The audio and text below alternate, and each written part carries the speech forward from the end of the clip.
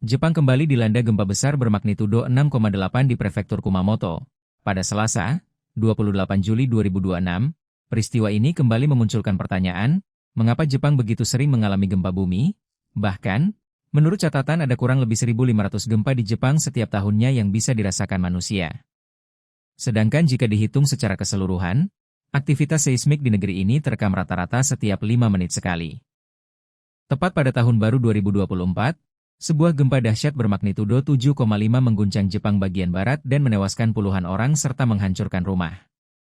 7 bulan setelahnya, tepatnya pada 8 Agustus, gempa bermagnitudo 7,1 muncul di timur lepas pantai Pulau Kyushu, Shikoku, dan Kinki, di Jepang Selatan. Gempa berkekuatan kecil maupun besar bukanlah hal baru di Jepang. Bahkan, Jepang termasuk salah satu negara dengan aktivitas seismik paling aktif di dunia. Kondisi inilah yang membuat Jepang menciptakan ilmu seismologi atau studi tentang gempa bumi.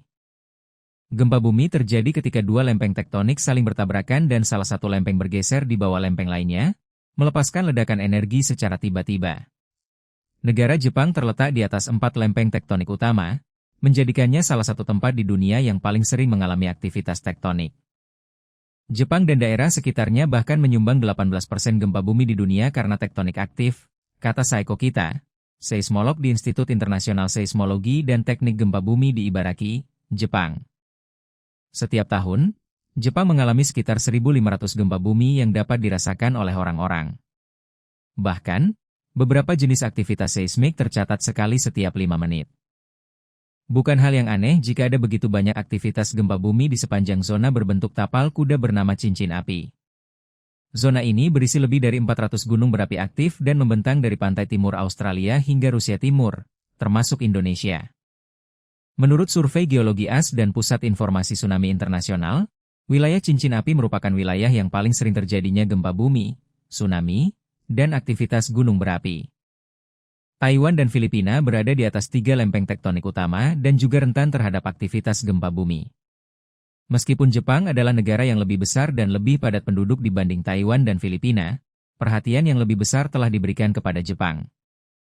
Hal ini karena lebih banyak orang terkena dampak gempa bumi.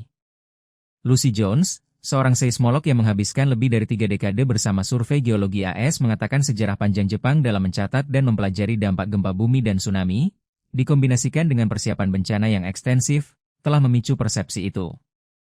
1 abad yang lalu, gempa besar Kanto mengguncang Jepang, menyebabkan lebih dari 105.000 orang meninggal atau hilang dan sekitar 80.000 rumah hancur. Gempa bumi itu menyebabkan ditetapkannya aturan bangunan baru untuk mencegah risiko gempa bumi. Setiap kali terjadi gempa bumi besar, Jepang akan meninjau kerusakan dan memperbarui aturan bangunannya. Pembaruan besar terakhir pada tahun 1981 memperkenalkan standar baru untuk bangunan tahan gempa setelah gempa bumi besar pada tahun 1978.